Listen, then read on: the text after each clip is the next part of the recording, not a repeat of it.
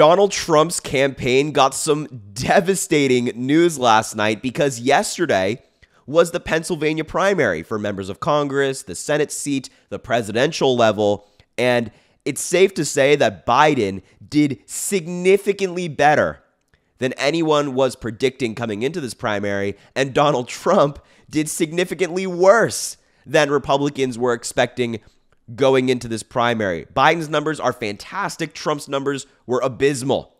Just awful. You wouldn't want to be on Team Trump today after seeing these numbers last night. So let's take a look at them first and foremost, and we'll talk about what this means for Trump and his campaign in a little bit. But here is Biden's numbers on your screen right now.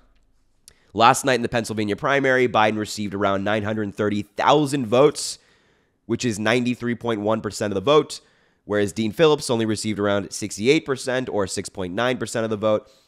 And that is the kind of numbers that you want if you're the incumbent. 93% of the vote in a crucial state like Pennsylvania, a swing state which could decide the election. It's incredibly important to the paths toward victory for both Biden and Trump.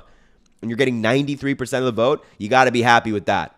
Those are the numbers you want to see as the incumbent, as the front runner for your party. Now, on the Republican side, you can't say the same, and it's not even close. Here are the Republican numbers from last night.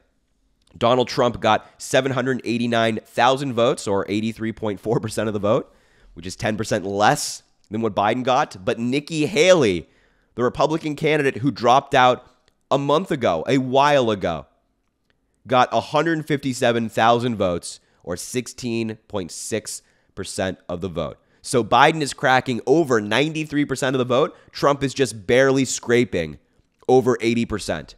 And a candidate who dropped out of the race a month ago is taking 150,000 votes. Trump has a base problem. The people in the Republican Party in crucial states do not like him.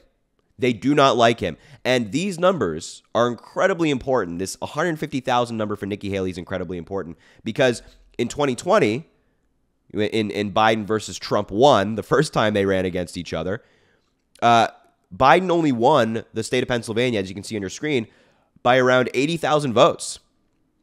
By around 80,000, which is great for a swing state. But now in Pennsylvania, 150,000 Republicans are voting against Trump in their own party. And it's also important to note that the Pennsylvania primary is a closed primary, meaning that Democrats could not suddenly register as a Republican and then go vote for Nikki Haley. This is not bad numbers here.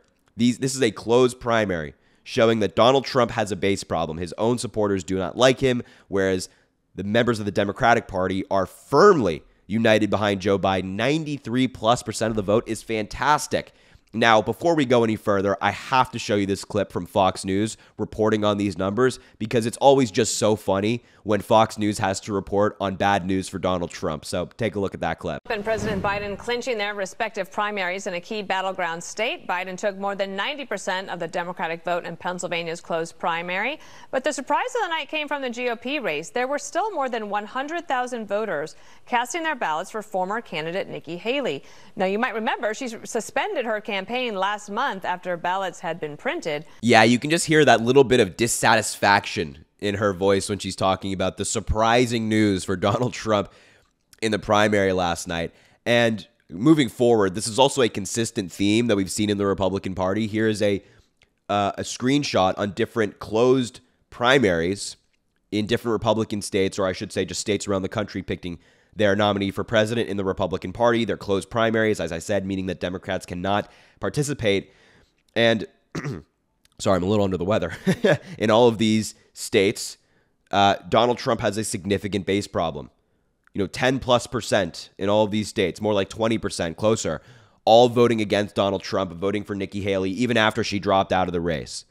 That's bad news for Trump and his campaign. And the fact that it's not just like one state here or one state there, this is happening in like every single state in the country, especially in swing states like Pennsylvania. Florida was also on that list with close to 20% of Republican voters who participated in the primary voting against Donald Trump and voting for someone else, mostly Nikki Haley. That's some bad news. But also, aside from that trend, there's also some great news for the Democrats in the state of Pennsylvania, some very important trends. So first and foremost, with 80% of the precincts in last night, Biden surpassed Obama's 2012 and Clinton's 1996 vote totals in the Pennsylvania presidential primary.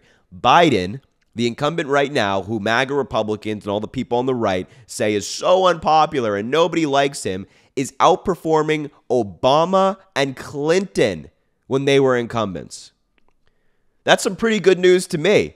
That I want to be on the Biden side of this campaign season, not the Trump side when you're seeing numbers like that. And that fact even is more emphasized as you look closer down the ballot and in individual districts. Take a look at this on your screen right here. Another special election. A final from Pennsylvania. Dems have yet another special election overperformance. Haven't we heard that tale before? You know, since Biden got elected, all these Republicans say there's going to be a red wave, and then we get overperformance by the Democrats. Anyway. But in this specific district, Republicans won the race, 60.3% for the Republican, 39.7% for the Democrat, but it was a 7.3% shift towards Democrats from 2020. In this rural district, this mostly conservative Republican district that voted for Trump, Democrats see a 7% improvement from 2020. That is huge, huge in a swing state like Pennsylvania. 7 points left is amazing. And look, back on the map again, you can see these big arrows. The larger the arrow, the larger the swing. Those are some pretty big arrows. Those are some pretty big arrows swinging left toward the Democratic Party. And then looking even further in Pennsylvania, here's another screenshot on your screen. In Pennsylvania House District 139, with just about all the vote in last night, the Republican won 58.3% toward the Democrats' 41.7%, making a Dem overperformance of a little over 11 points, probably 10 points when it's all said and done. But again, a 10% overperformance for Democrat in this Trump plus 28 district. Are you kidding me?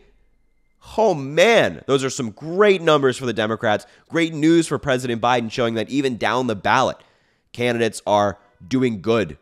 They're overperforming expectations. And even though we didn't win both of these races, we weren't expected to. The overperformance is amazing, specifically when that comes to like statewide races, like Senate. We need overperformances in these districts. President, we need overperformances. And that's what we're seeing right here for Democrats. Huge, huge news for the Biden campaign. And the last thing I want to play for you before we talk about these results just a little bit is this clip of a Republican Pennsylvania voter on MSNBC in this like round table they had getting voters' opinions on the 2024 presidential election. And just take a look at, again, what this Republican voter said about Donald Trump and Joe Biden. Is there any chance you would stay at home on Election Day? No.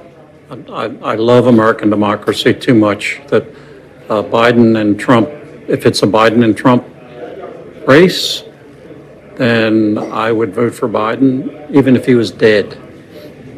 No chance I'd stay home. And I'm a Republican. Yeah, that is a man who is not staying home on Election Day, and he's voting for Joe Biden. He is not supporting Donald Trump under any circumstance. And that's just great to see, obviously, from one individual voter. But this individual voter, we're also seeing in trends around the state of Pennsylvania, around the country.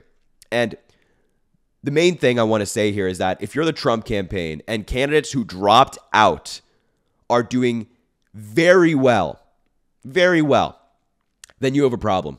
You have an enthusiasm problem. Trump has a base problem. The American people, whether they're a moderate Republican, a conservative, an independent, a Democrat, whatever, are seeing the insanity of Donald Trump and his campaign, the platform that he's running on, which is just basically, oh, the FBI was mean to me, so you should reelect me so I don't go to jail. That's what Donald Trump's running on. He's not running on policy. He's not running on changing things. He's not running on making people's lives better. He's running on, poor me, I'm so sad, I allegedly committed crimes, and now I'm being held accountable for those alleged violations. That's what Trump campaign is. And the American people are kind of seeing the insanity of that message and the insanity of just Trump. Listen to him at his rallies. He sounds like your crazy uncle at Thanksgiving. He's like in the corner screaming at the wall. That's what Donald Trump really sounds like, on top of the legal trouble, on top of his civil trouble of being found liable for sexual abuse and business fraud. This is just an unhinged man. He is not good for America. And I think that a lot of people really see that now and are holding him accountable at the ballot box, certainly something we have to do in November of 2024. So anyway, always a great day when this is the dynamic, when there's great news for the Biden campaign, terrible news for the Trump campaign, and that's the reality today and the reality last night with the Pennsylvania primary. But I'll leave it there. Thank you so much for watching the video. Make sure to subscribe down below. Drop a like, comment, let me know what you think, and I hope you have an amazing rest of your day, and I appreciate you.